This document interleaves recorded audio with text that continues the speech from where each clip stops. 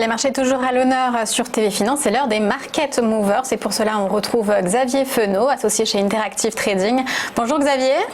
Bonjour Aude. Alors, on commence avec le WTI, le pétrole américain, toujours la baisse, mais cette fois-ci avec des valeurs un peu plus rationnelles. L'indice de référence maintenant, c'est le futur pour livraison en juin, c'est ça ? Oui, alors effectivement, on a roulé d'échéance. Bon, c'est un peu le sujet un peu brûlant du moment, comme tout le monde l'a vu depuis 2 jours. On a roulé d'échéance et c'est vrai qu'à ce moment-là, on disait bon c'est pas grave, l'échéance du mois de mai c'est assez technique. Tout va se passer finalement sur le mois de juin. Effectivement, l'échéance du mois de juin, au moment où le WTI sur mai était à des prix négatifs, des prix qu'on n'avait jamais vus d'ailleurs sur le pétrole.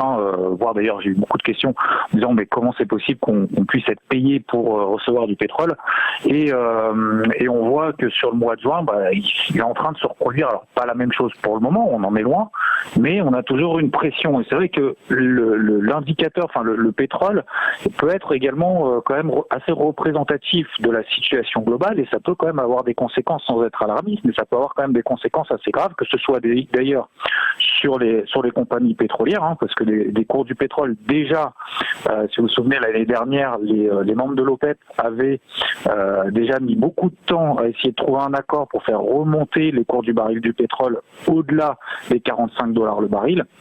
Là, on est à peu près autour des $10 maintenant sur le WTI, et même le Brent de la mer du Nord maintenant suit également le mouvement. Donc, on est toujours sous des pressions.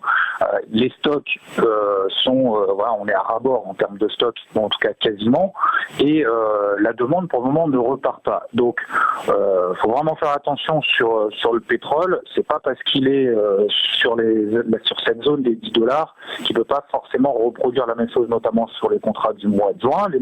Le contrat du mois de juin se termine à peu près à la mi-mai. Donc il va falloir véritablement qu'il y ait soit des solutions pour déstocker, soit tout simplement des faillites malheureusement pour pouvoir arrêter cette production. Donc attention sur les cours du pétrole.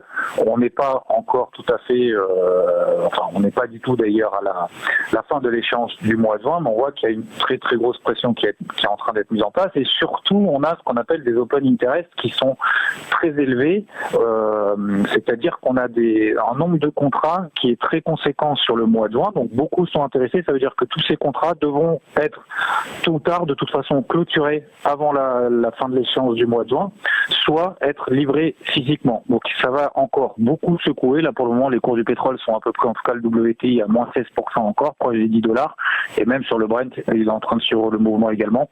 Donc attention, c'est surtout pour un peu prévenir également vos auditeurs pour vraiment faire attention au pétrole parce que ça va très très vite et il peut tout à fait se reproduire la même chose sur les contrats du mois de juin.